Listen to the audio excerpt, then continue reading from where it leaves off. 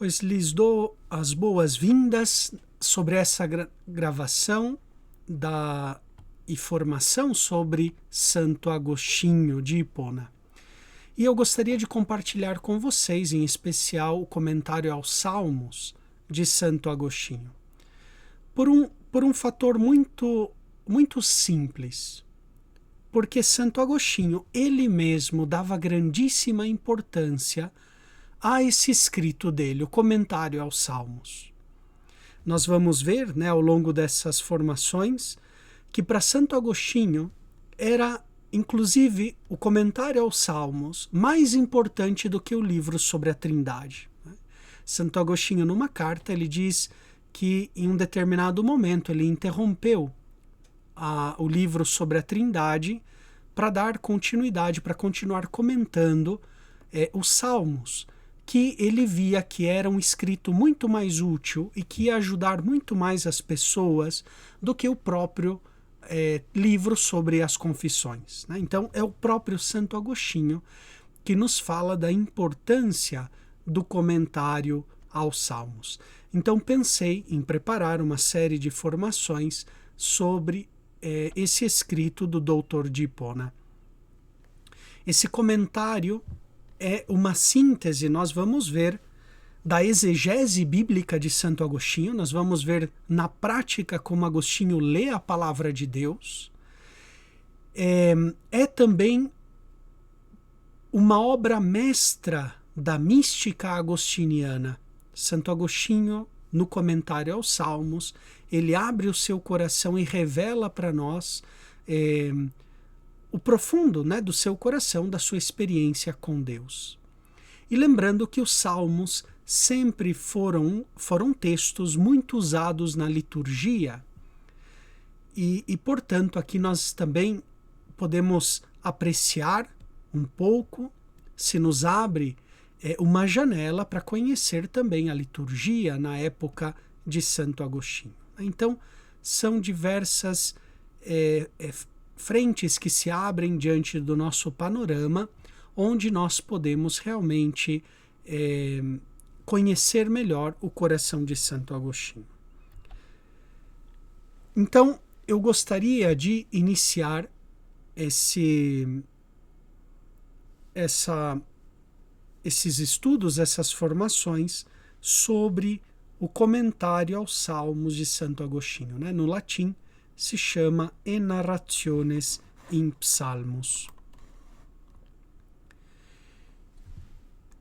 Mas antes de falar sobre os comentários aos Salmos, as Enarrationes in Psalmos de Santo Agostinho, é necessário que eu fale um pouco dos Salmos em geral. Antes de entrar em concreto, vamos, talvez na formação de hoje, falar um pouquinho o que são os Salmos, para que nós entendamos o comentário de Agostinho aos Salmos. Então, os Salmos, ele surge na tradição de Israel. No hebraico, Tehillim significa cântico de louvor. E é interessante que Agostinho, ele vai falar precisamente também dos salmos como um cântico de louvor. Sempre se louva a Deus no salmo. Quer nós estejamos diretamente cantando as maravilhas do Senhor, quer estejamos acusando os nossos próprios pecados, o salmista, acusando os próprios pecados, sempre se está louvando o Senhor. No grego, se traduziu a palavra mismor, que no hebraico significa literalmente saltério, psalmos, traduz a palavra mismor, que significa saltério no hebraico, o psalmos. E daí derivou na língua latina a palavra psalmos e veio ao nosso português salmo. Nas Escrituras, portanto, nós vamos encontrar muitos cânticos, ou seja, muitos salmos. Tem, por exemplo, o Cântico de Moisés, Êxodo capítulo 15, o Cântico de Ana, 1 Samuel, capítulo 2, o cântico de Ezequias, Isaías capítulo 38, o cântico de Abacuque, Abacuque capítulo 3, sem dúvida nenhuma, não podemos nos esquecer do cântico de Maria, o Magnificat, que nós rezamos na liturgia das horas, nas vésperas, né? Sempre nas vésperas temos aí o cântico de Maria, mas temos também muitos cânticos no Novo Testamento, cântico de Zacarias, né? Cânticos paulinos, que nós também cantamos com frequência na liturgia das horas, né? Dentre, então, muitos cânticos que nós vamos encontrar nas Sagradas Escrituras, sem dúvida nenhuma, os mais conhecidos desses cânticos são o livro dos Salmos e o livro do Cântico dos Cânticos.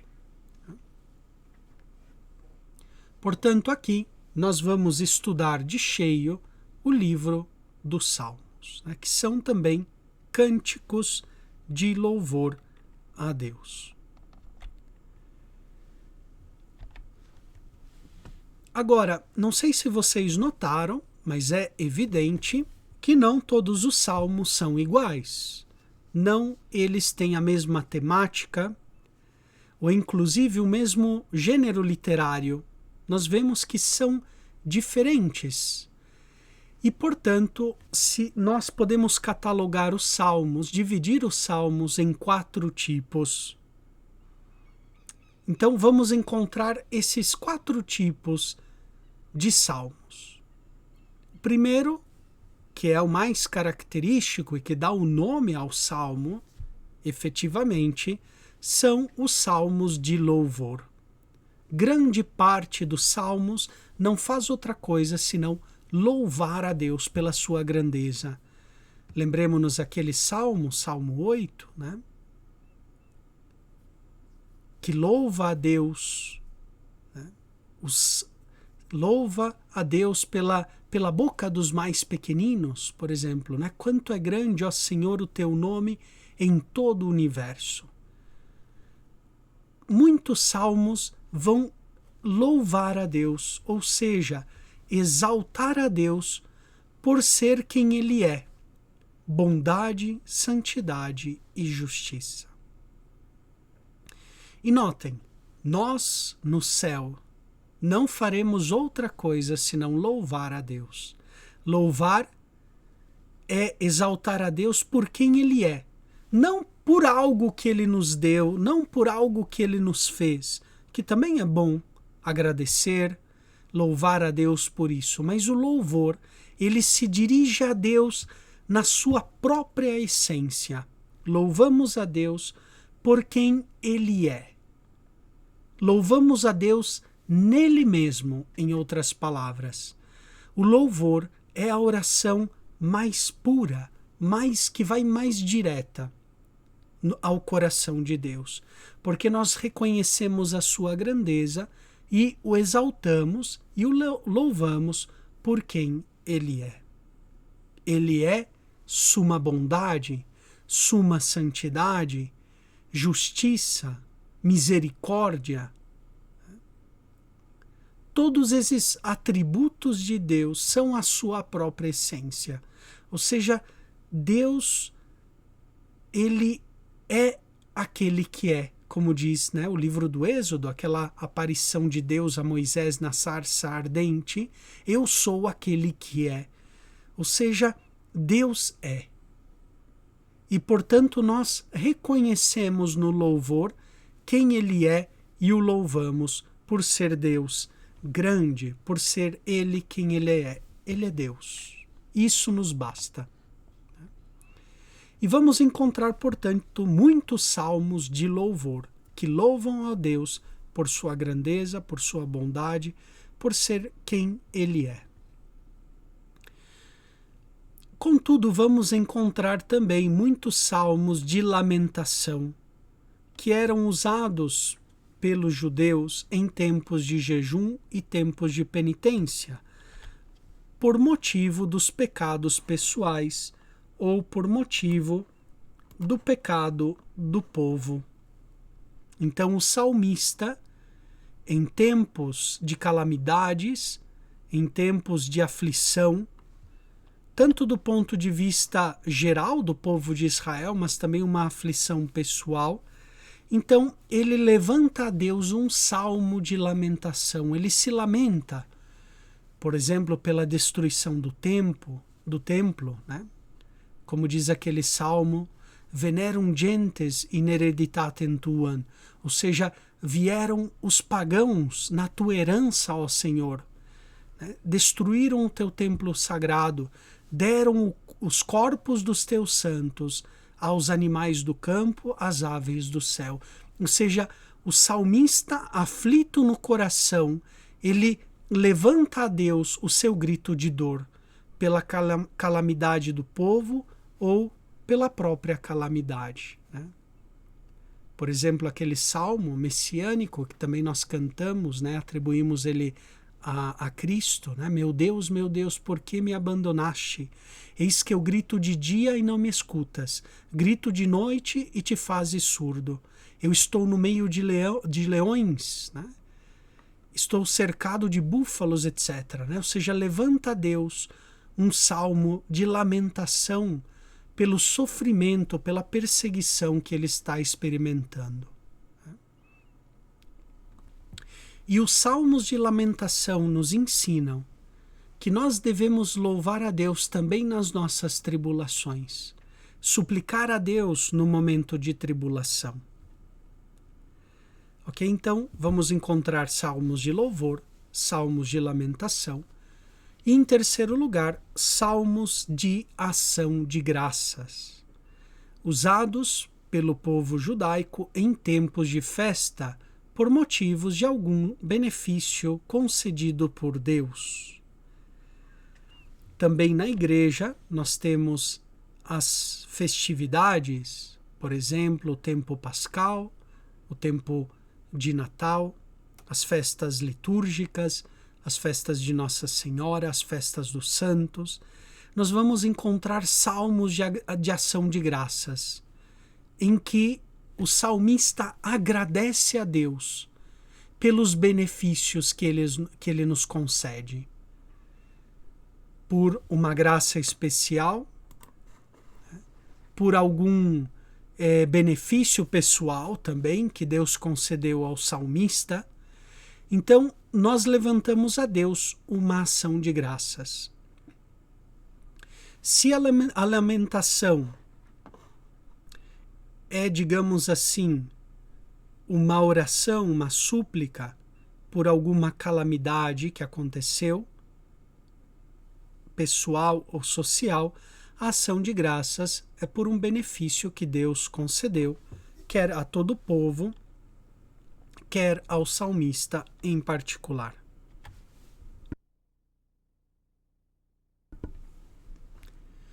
O quarto tipo que nós vamos encontrar de salmos são os salmos de imprecação, que imploram com confiança de Deus a vingança contra a injustiça dos inimigos, né? A reforma litúrgica, né, do Vaticano II, ele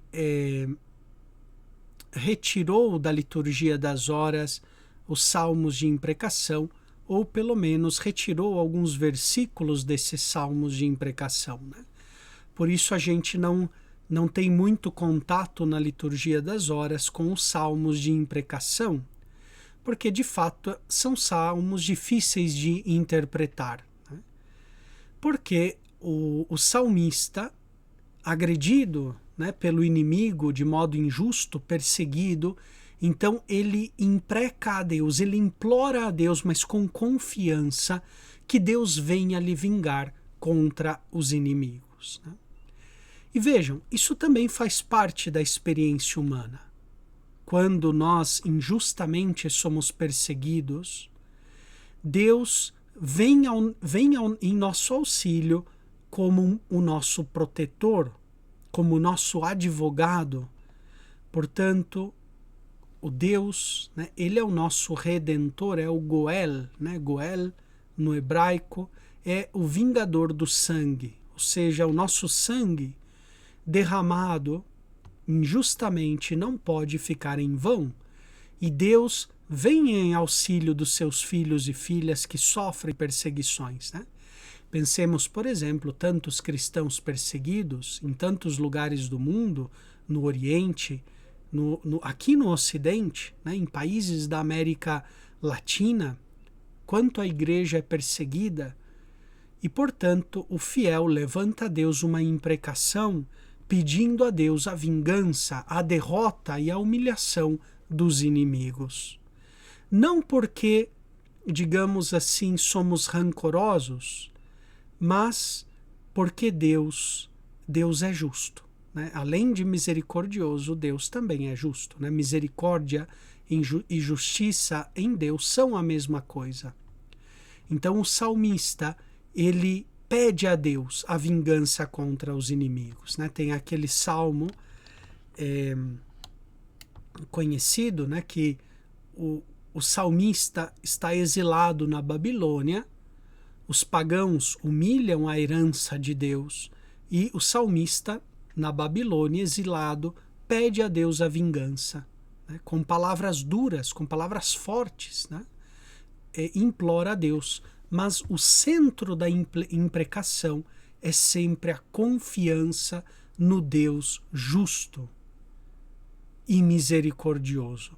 Portanto, confiança e justiça em Deus vão sempre de mãos dadas, né? Nós vamos encontrar também no livro dos Salmos, salmos de imprecação, né? Como aquele salmo que diz, né?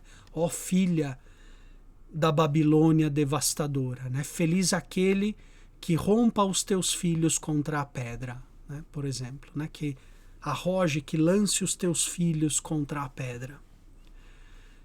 O salmista está sofrendo, né, contra a injustiça, por causa da injustiça dos inimigos. E nós vamos encontrar também, portanto, esses salmos de imprecação. Sobre a autoria, quem é o autor dos salmos aqui? Tradicionalmente, eles são atribuídos a Davi. No texto hebraico, nós temos 73 salmos atribuídos diretamente a Davi, 12 salmos atribuídos a Asaf, 11 salmos aos filhos de Coré, um salmo atribuído a Moisés, um salmo a Salomão, um a Emã e 50 salmos anônimos. Na tradição da igreja e também na tradição de Israel, em geral, se diz, né, os salmos de Davi.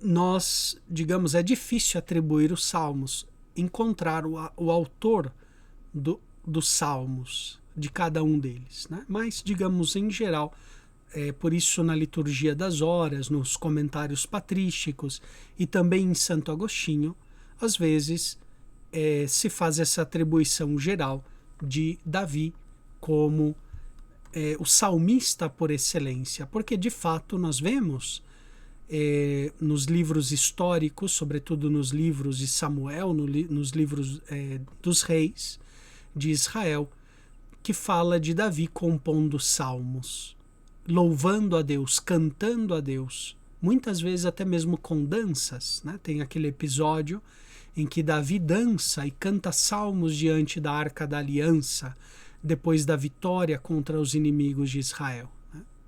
Então, em vista disso, Davi ficou tradicionalmente conhecido como o salmista por excelência. Os padres da igreja, eles deram muita importância para os salmos e escreveram muitos comentários aos salmos, né? Aqui eu cito alguns dentre eles, dos mais conhecidos. Orígenes de Alexandria, esse escritor eclesiástico do século III, escreveu um comentário aos Salmos. Santo Atanásio comentou os Salmos, São Basílio, Santo Ambrósio, Gregório de Nissa, Dídimo o Cego também escreveu um comentário aos Salmos, Diodoro de Tarso, Teodoro de Mopsuestia, Eusébio de Cesareia, São Jerônimo também comentaram os Salmos. E Santo Agostinho, eu diria que nós somos privilegiados porque o comentário aos Salmos de Santo Agostinho é o único comentário que nos chegou da época patrística, dessa patrística dos primeiros séculos, do século de ouro, que nós temos o comentário aos 150 Salmos. E, inclusive, algumas vezes Agostinho comenta mais de uma vez o mesmo Salmo. Então a gente vai encontrar, por exemplo, aqui cito de cabeça, não sei se é bem assim, mas, por exemplo, comentário ao Salmo 32, 1, 32, 2, 32, 3, às vezes até vários comentários ao mesmo Salmo. De Santo Agostinho, temos comentário aos 150 Salmos. Então, a coleção completa no comentário de Agostinho. E Agostinho mesmo, já na sua conversão, ele falava da importância que tinham os salmos na sua vida. Ele diz assim sobre o Salmo 4, na época do catecumenato de Agostinho. Vocês vão lembrar que Agostinho, quando ele se decide a receber o batismo, ele se retira com a mãe, com os amigos, nessa propriedade de Cassiciaco. Nós não sabemos bem onde é esse lugar, mas era um lugar nas proximidades de Milão, na Itália. Agostinho se retira com a mãe e os amigos para viver uma vida de oração, uma vida de estudo, uma vida de cântico também dos salmos. E ele fala quanto bem fez a alma de Agostinho o cântico do Salmo número 4. Ele diz assim no livro das Confissões, no livro 9. Quanto te invoquei, ó meu Deus, ao ler os Salmos de Davi. Vejam, aqui, Agostinho, seguindo a tradição das Escrituras, que atribuem a Davi os Salmos. Ele é o salmista por excelência. Quanto te invoquei, ó meu Deus, ao ler os Salmos de Davi. Cânticos de fé, hinos de piedade, contrastantes com qualquer sentimento de orgulho, eu, novato ainda no caminho do teu verdadeiro amor, catecúmeno em férias. Ou seja, quando ele tinha se retirado a essa propriedade rural, ali descansando, rezando, se preparando para o batismo.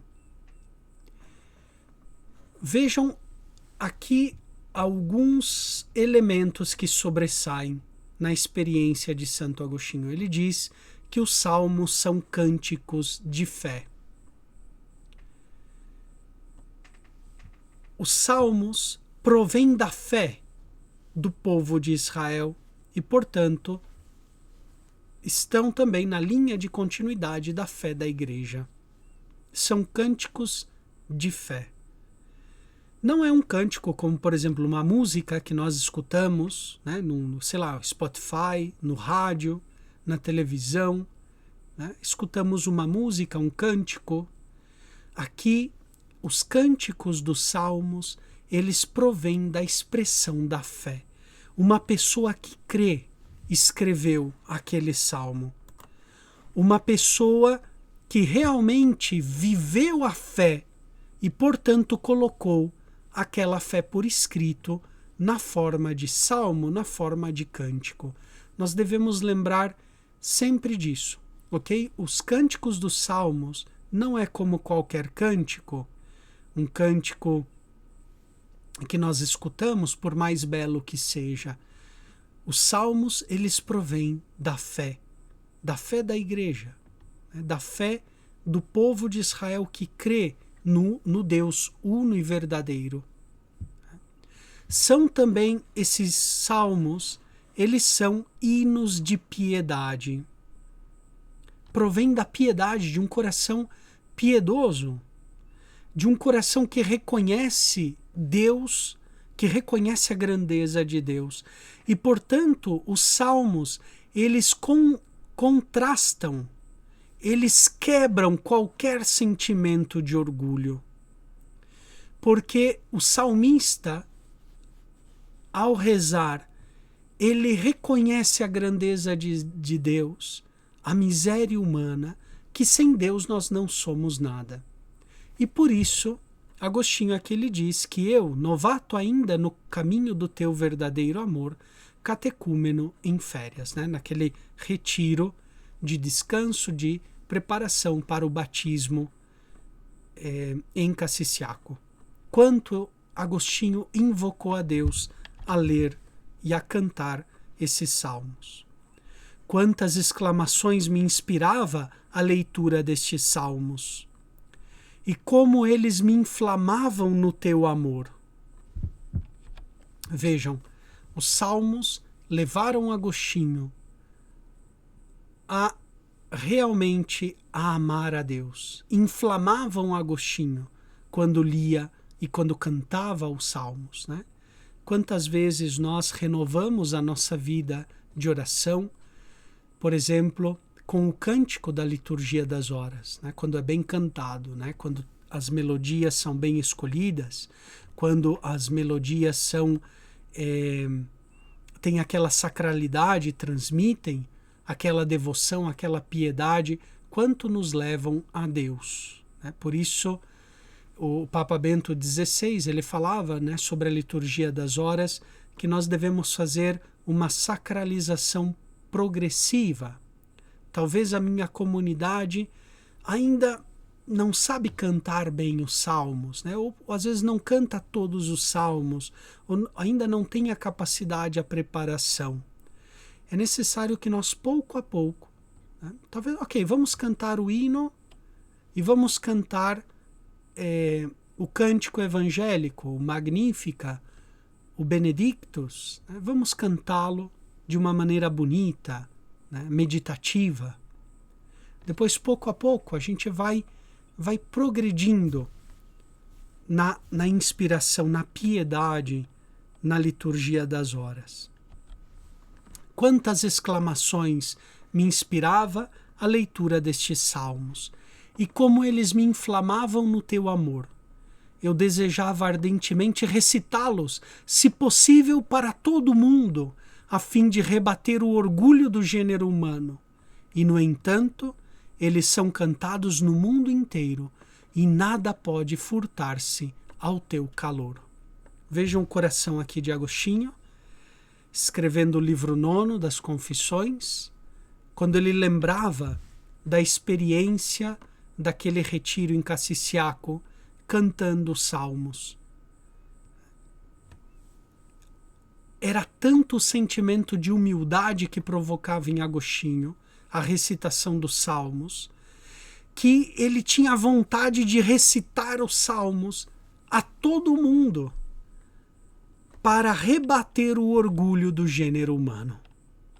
Porque os salmos nos trazem essa realidade de que nós somos criaturas de Deus, que dependemos de Deus e que, portanto, o ser humano nasceu para louvar a Deus, como nós tínhamos dito aqui nos tipos de salmos, né? Os salmos são cânticos de louvor e só louva a Deus quem o reconhece como Criador, como Senhor, quem reconhece quem Ele é. Suma bondade, sabedoria infinita, santidade, eternidade, justiça e misericórdia. Quem reconhece a Deus o que Ele é, louva a Deus. E, portanto, o cântico de louvor quebra qualquer tipo de orgulho, qualquer tipo de arrogância humana.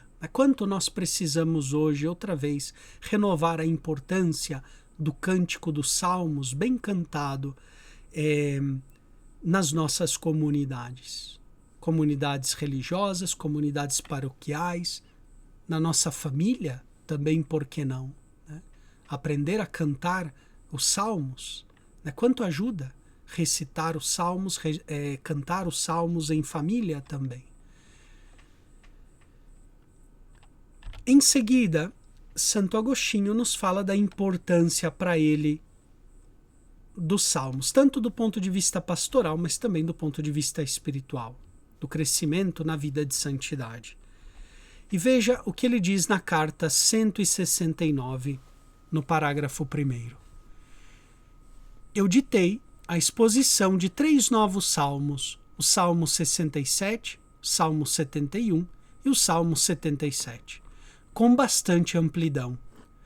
Todos esperam e exigem com afinco os que ainda não ditei nem estudei. Ou seja, Agostinho, ele escreveu os Salmos, o comentário aos Salmos, ao longo praticamente de toda a sua vida. Cerca de 30 anos dedicado ao estudo, à escritura e ao ditado dos Salmos. Agostinho, a maioria dos escritores antigos, eles não escreviam, eles ditavam. Ditavam, ou muitos desses salmos também nós sabemos que Agostinho usou na pregação, foram pregados. Então, nós temos 3 tipos de salmos no comentário aos Salmos de Agostinho. Salmos que foram pregados, ou seja, usados numa assembleia litúrgica, pregados.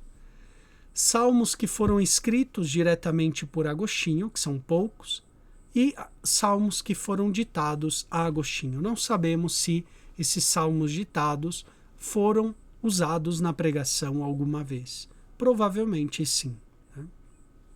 No longo ministério sacerdotal e episcopal de Agostinho, é muito provável que ele tenha usado os salmos na pregação. Nós sabemos de vários desses salmos que tem todo o gênero literário, a forma literária de uma pregação de fato. E até mesmo o ditado está em forma de pregação. Não quero que me afastem dessa tarefa, ou seja, de escrever o comentário aos Salmos, não quero que ninguém me afaste dessa tarefa e me retardem em qualquer outras questões que me apareçam. Nem sequer quero continuar agora os livros sobre a Trindade, que há tempos trago entre mãos e que ainda não concluí. Agostinho fala, olha, nem sequer quero continuar agora o livro sobre a Trindade, porque prefiro comentar os Salmos. Estes escritos dão-me demasiada fadiga, ou seja, o comentário à Trindade, o livro sobre a Trindade, me dão demasiada fadiga e me imagino que são poucos os que haverão de entendê-los. Ele falava, bom, talvez o livro da Trindade, poucos vão conseguir entendê-lo. Já talvez o comentário aos Salmos vão ser de mais utilidade espiritual, para aqueles que o lerem. Agostinho continua a carta falando precisamente sobre isso. Portanto, aqui essa uma primeira introdução que nós vamos fazer, onde Agostinho nos fala da importância dos Salmos na sua vida. Os Salmos levaram praticamente Agostinho ao amor de Deus, suscitaram no coração de Agostinho uma profunda humildade, um sentido de criatura, de criaturalidade. Também suscitaram no coração de Agostinho sentimentos de confiança em Deus nosso Senhor.